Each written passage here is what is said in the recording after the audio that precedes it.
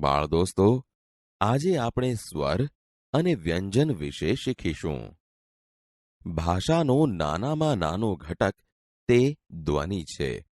ભાષાના આવા ધ્વનિઓને સ્વર અને વ્યંજન તરીકે ઓળખાય છે. બાળ દોસ્તો, આ ધ્વનિ કેવી રીતે સંભળાય છે તે અહીં જુઓ.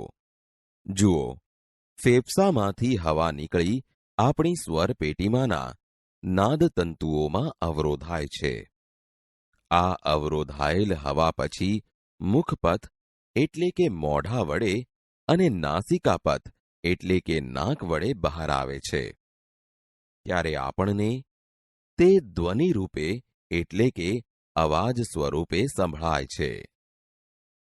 બાળ દોસ્તો, સ્વર અને વ્યંજન કેવી રીતે ઉદ્ભવે છે તે સમજીએ. મોં કે નાકમાંથી ધ્વનિ રૂપે સંભળાતું એ વાયુ મોજું જુદા જુદા પોલાણોમાંથી આંદોલિત થઈને બહાર આવે ત્યારે સ્વર સંભળાય છે. અહીં આપેલી આકૃતિ જુઓ.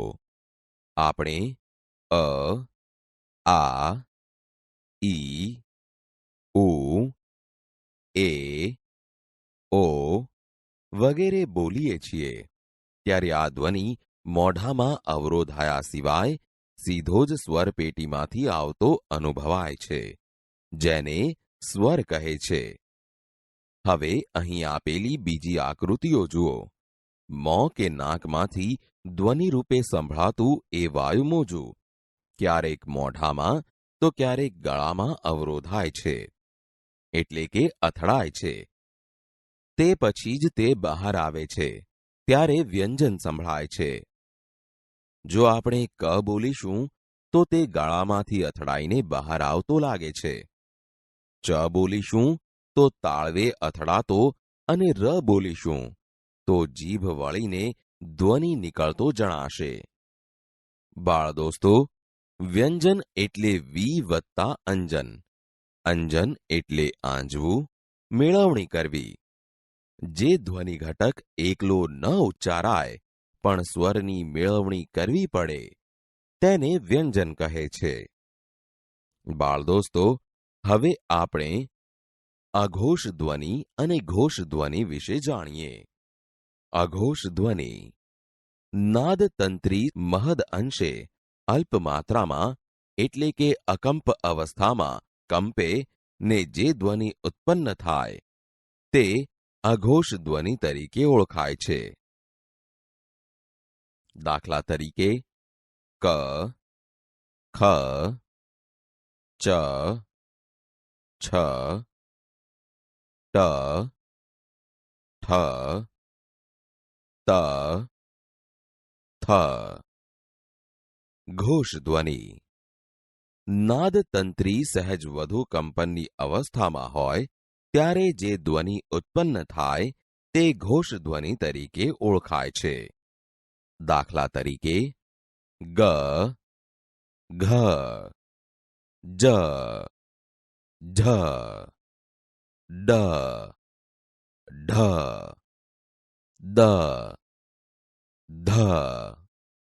બાળ દોસ્તો, જુદા જુદા ધ્વનિ આપણા મોઢામાંથી જુદી જુદી જગ્યાએથી નીકળે છે તે આપણે જાણીએ છીએ. જુઓ, આ અક્ષરો બોલો. ક, ખ, ગ, ઘ. તમે જોશો કે તે ગળામાંથી બોલાય છે, તેથી આ કંઠ્ય વ્યંજન છે. તેવી જ રીતે ચ, છ, જ, ઝ. અહીંયા બોલતા તમે જોશો કે આપણી જીભ તાળવાને અડે છે, તેથી તે તાલવ્ય વ્યંજન છે. હવે આગળ જુઓ. ટ, ઠ, ડ, ઢ, અણ. બોલતી વખતે જીભ ઉપર દાંતના મૂળ ભાગને અડે છે, એટલે તે મૂર્ધન્ય વ્યંજન છે. હવે આગળ જુઓ. ત, થ, દ, ધ, ન જેવા વ્યંજન બોલતી વખતે જીભ દાંતને અડે છે. આથી તે દંત્ય વ્યંજન છે. હવે આપણે ઓષ્ઠ્ય વ્યંજન વિશે જાણીએ. અહીં તમે પ, ફ, બ, ભ, મ બોલાયેલ સાંભળ્યું ને? તે બોલતી વખતે હોઠ એકબીજાને અડે છે. તેથી આ ઓષ્ઠ્ય વ્યંજન છે. બાળ દોસ્તો, આગળ વધતા પહેલા આપણે અલ્પપ્રાણ અને મહાપ્રાણની સમજ મેળવી લઈએ. અલ્પપ્રાણ જે વ્યંજનનો ઉચ્ચાર કરતી વખતે ઓછા પ્રાણવાયુની જરૂર પડે છે તે અલ્પપ્રાણ તરીકે ઓળખાય છે. મહાપ્રાણ જે વ્યંજનનો ઉચ્ચાર કરતી વખતે વધારે પ્રાણવાયુની જરૂર પડે છે તે વ્યંજનને મહાપ્રાણ કહે છે. બાળ દોસ્તો, અહીં આપેલ કોષ્ટકમાં જુઓ. ક વ્યંજન કંઠમાંથી નીકળે છે અને ઓછા પ્રાણવાયુની જરૂર પડે છે, તેથી ક એ અલ્પપ્રાણ છે. તેવી જ રીતે ખ વ્યંજન કંઠમાંથી જ નીકળે છે, પરંતુ ક અને હ ભેગા મળી જતા વધુ પ્રાણવાયુની જરૂર પડે છે. એટલે ખ એ મહાપ્રાણ છે. બાળ દોસ્તો, હવે કોષ્ટકમાંના બધા જ વ્યંજનો તમે જાતે જ બોલો અને નક્કી કરો કે તે અલ્પપ્રાણ છે કે મહાપ્રાણ છે તથા તેનું સ્થાન ક્યાં ક્યાં છે. બાળ દોસ્તો, હવે આપણે અનુનાસિક ધ્વનિ વિશે જાણીએ. અનુનાસિક ધ્વનિ મોં કે મુખનો માર્ગ અવરોધને કારણે બંધ થઈ જતા હવાનું મોજું નાક દ્વારા પસાર થાય ત્યારે અનુનાસિક ધ્વનિ સંભળાય છે. ક, ખ, ગ, ઘ, ડ, ચ, છ, જ, ઝ, અঞ, ટ, ઠ, ડ, ઢ, અણ, ત, થ, દ, ધ, ન, પ, ફ, બ, ભ, મ. અહીં ડ, અહીંયા, અણ, ન અને મ જેવા ધ્વનિઓ અનુનાસિક ધ્વનિઓ છે.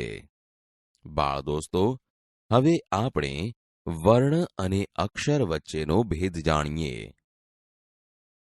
મોટે ભાગે આપણે વર્ણને જ અક્ષર કહીએ છીએ, પણ ભાષાના વિદ્યાર્થી તરીકે તેનો ભેદ સમજી લેવો જરૂરી છે. વર્ણમાં સ્વર અને વ્યંજનનો સમાવેશ થાય છે, જ્યારે અક્ષરમાં માત્ર સ્વરની તીવ્રતા જ હોય છે. દાખલા તરીકે પ્રાંત શબ્દ જુઓ. પ વત્તા ર વત્તા આ વત્તા ન વત્તા ત વત્તા અ. આ શબ્દમાં 6 વર્ણ છે, જેમાં સ્વર અને વ્યંજન બંનેનો સમાવેશ થયો છે, પણ અક્ષર 2 જ છે, જેમાં સ્વરનો સમાવેશ થાય છે.